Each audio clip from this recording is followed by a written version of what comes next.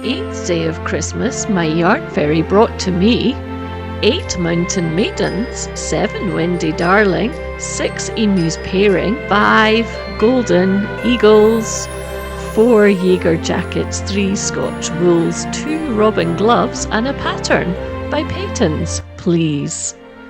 So the maids are not milking today, Yarn Fairy. They're mountain maidens. Mountain Maid was the wool brand from Crawshaw Mills in Pudsey, Yorkshire. The company was Richard Ingham Co Limited. Richard Ingham had started his business though as Crawshaw Mill Spinning Company, but following its dissolution he started a new company which he incorporated in 1929. Sunbeam acquired Richard Ingham Co in 1968. As a result of the acquisition, it gave the Irish worsted mills in the Sunbeam Group access to the UK market for hand knitting wools. Richard Ingham became the sole producer of knitting yarns for the group. This Mountain Maid brand is not to be confused with Dawn Maid, which was a Leicestershire company based at Friar Mills, run by Donisthorpe & Co Limited. Sunbeam Knitting Wools was run from Millfield, Cork in Ireland, and this is a Sunbeam pattern, number 251, from the 1960s. I've only ever seen Aran patterns coming from this mill. I would love to hear in the comments if you know if Sunbeam actually produced patterns for other knitting styles apart from Aran. And you'll see in the first treat for a while they actually tried to use both brands in the logo as they converted from Mountain Maid to Sunbeam.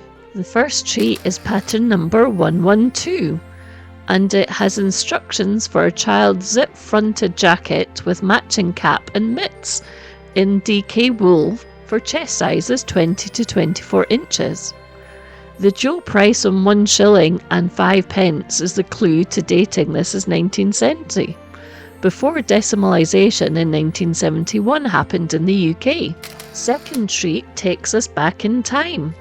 It's a Mountain Maid Wools leaflet number 228, priced at 6D.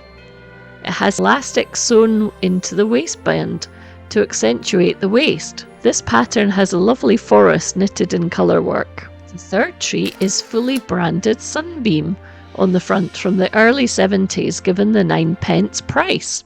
However, on the back it lists both mills, and this is an Aran knit jacket or cardigan for chest sizes 38 to 44 inches, and it's pattern number 185. The fourth sheet is also an Aran knit called Traditional Aran Sweaters with 3 alternative necklines. It's pattern number 430. The pricing was removed from the pattern, which I believe was in response to the very high inflation rates in the 1970s. Who remembers 14% interest on mortgage rates? And the good life which the models in this pattern seem to be recreating, an allotment scene, growing their own. The fifth pattern is leaflet number 594, called Toddlers Outfits in Sunbeam DK Weight Wool. It's a pattern for the jacket, sweater, trousers and cap, and it's for chest sizes of 20 to 23 inches or 51 to 58 centimetres. This is one of the patterns with a Sunbeam logo, bigger and brighter all the time on the back. The sixth pattern is an Edwardian inspired sweater, or so it says, number 721. It's a pattern for mohair, and it was definitely one for the new romantic trend in the 80s. At least I would say so. It was designed for the 32 to 38 bust, or an 82 to 97 centimetres. The back was plain stockinette stitch, so all the design was saved for the front and sleeves. The pattern says the baubles on the front are supposed to be cherries. I do wonder if that collar though would stay up without the pearl necklace.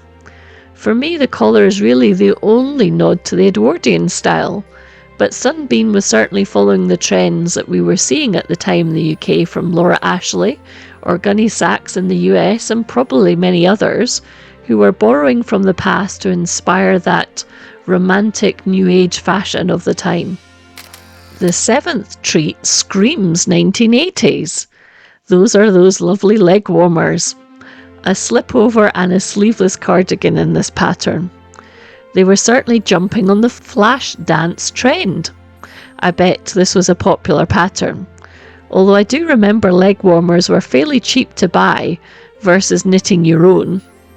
This is pattern number 726, and it's for 32 to 40 inch bust for the tops, and the leg warmers were one size only. Did you wear a pair of leg warmers in the 1980s? 8th treat is a boat neck square top pattern number 895. I suspect also mid-1980s given the number and logo on the back. Doesn't this remind you of a Mondrian painting? Although Piet Mondrian's geometric works would have had some rectangles as well as the coloured squares. The back and front were both knit with the same 5 rows of blocks. It was designed for bust sizes 30 to 38 inches, but as it's simply a square, it would be fairly easy to size up with another row and more squares on the side, which could also have the advantage of changing it from a boat neck to a square neckline if boat necks are not your thing. Thank you, Yarn Fairy, for another interesting tale of mountaineer, mountain maid, and worsted wool from Yorkshire, as well as a Sunbeam story from Cork in Ireland. I would love if you subscribe to the Knitting Patternista channel so you don't miss the next episode. Until next time, Patternistas, stay safe, stay healthy, and happy knitting!